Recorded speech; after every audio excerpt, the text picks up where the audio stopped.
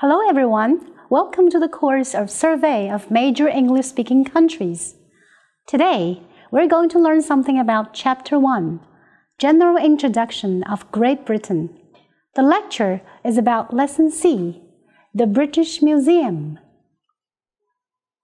London is home to numerous museums, galleries, libraries, sporting events, and other cultural institutions, including the British Museum, National Gallery, British Library, Wimbledon, and 40 theatres. For example, in the Science Museum, you can see, touch, and experience the major scientific advances of the last 300 years in human history.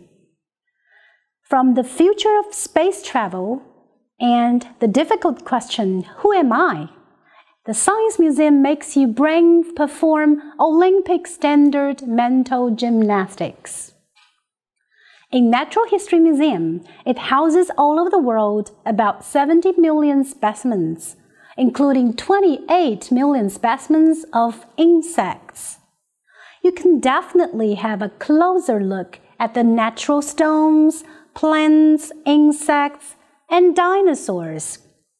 In the National Gallery, you can personally observe the masterpieces of famous painters like Rembrandt, Rubens, Raphael, and other great artists.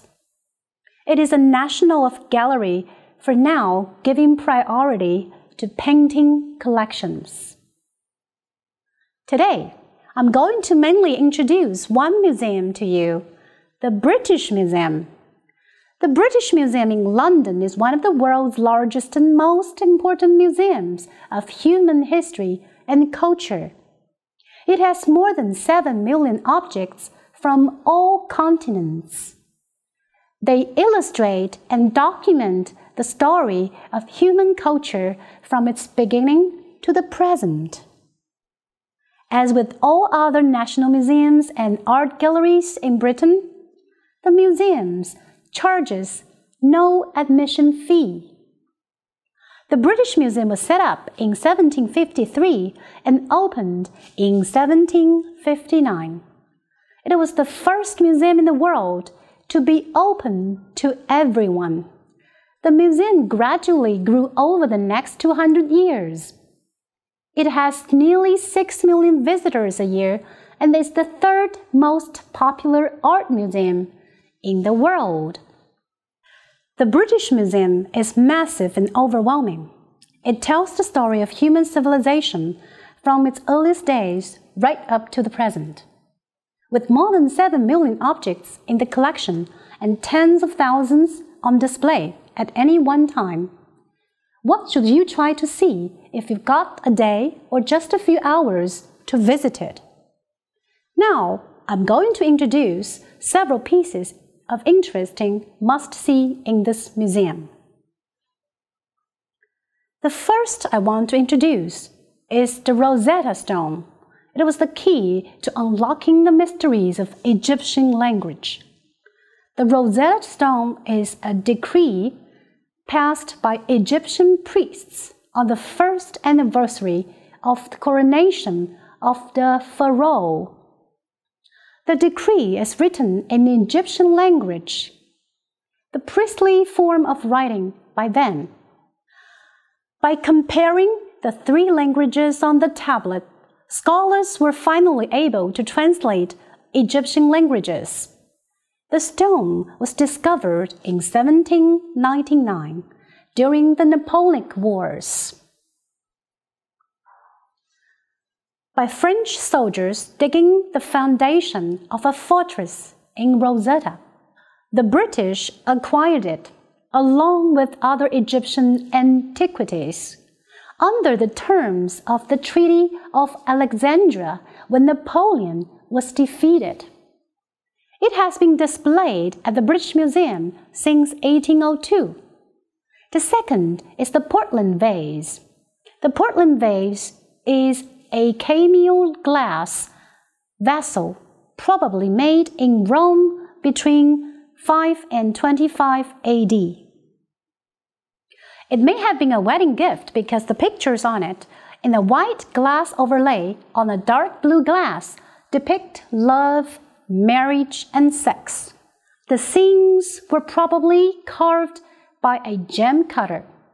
In the 18th century, Josiah Wedgwood copied the vase in black jasperware, a piece that is still considered his masterpiece and that made the original Portland vase world famous. When the vase was smashed by a 19th century drunk, it was Wedgwood's copy that guided the massive restoration of the original. The vase was subsequently restored several times, and finally, in the 1980s, advanced technology and materials were used to preserve it. It's now almost impossible to see the damage with the naked eye. The history of the vase is cloudy and has passed through many hands. No one knows exactly when and where it was found. It was recorded in the collection of a cardinal in 1601 and then belonged to an Italian noble family for 150 years. In 1778, Sir William Hamilton, British ambassador to the court of Naples, bought it and brought it back to England, where he sold it to the Duchess of Portland. It was loaned to the British Museum in 1810 and finally purchased by the museum in 1945. The third piece is the cat mummies. The British Museum has a very fine collection of mummies, many of which are displayed so that the visitors can appreciate their elaborate wrapping and, in some cases, see the clothes and shoes they were buried in. But the cat mummies are an interesting piece of the later Egyptian period, perhaps the 1st century. Cats were associated with the goddess, and it's possible that young cats were periodically culled from her temples and mummified in elaborate wrappings so that the faithful could purchase them and bury them in special cat cemeteries. Cat mummies were so common that many cat cemeteries were destroyed before archaeologists could study them. In the 19th century, a shipment of 180,000 of them were sent to Britain to be processed into fertilizer. The British Museum has several examples. The one pictured here was a gift from the Egypt Exploration Fund. The next piece is the Sutton Hoo ship burial helmet, the most iconic object from the Sutton Hoo site, an incredibly rich and undisturbed ship burial of a wealthy Anglo-Saxon individual, probably a king, dating from early 7th century. The Sutton Hoo burial was discovered by archaeologists in 1939. When found, the helmet had been crushed in 500 pieces. First restored in 1947, it was taken apart and reassembled in 1968, based on later available research. This was when the remarkable face mask first began to reveal itself.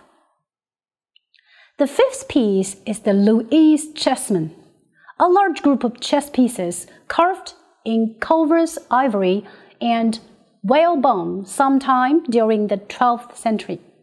The pieces have been variously attributed to Icelandic, English, Scottish, and Norse craftsmen.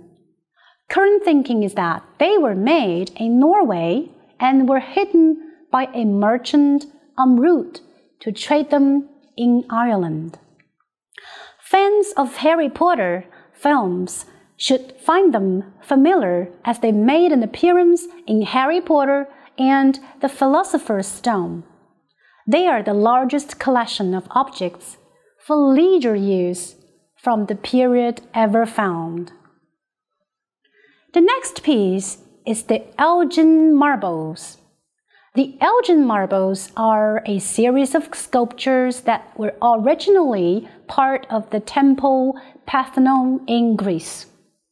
They are somewhat controversial as, from time to time, the Greek government campaigns for their return. The British Museum maintains that they were safer in London, where they were more widely available to millions of visitors. There is an ongoing argument, but meanwhile, the British Museum is the place to see them.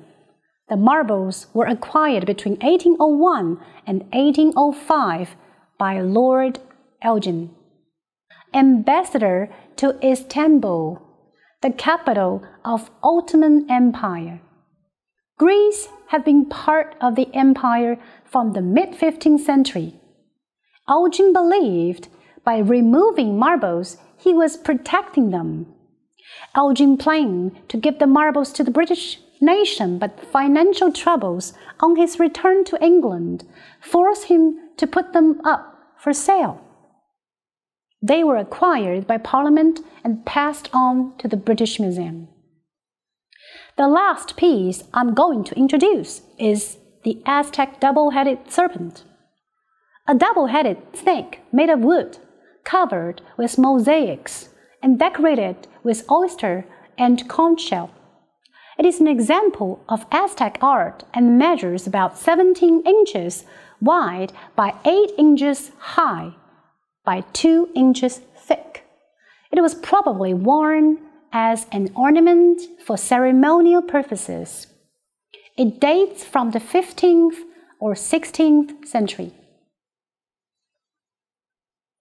That's all for today. Thank you very much, ladies and gentlemen.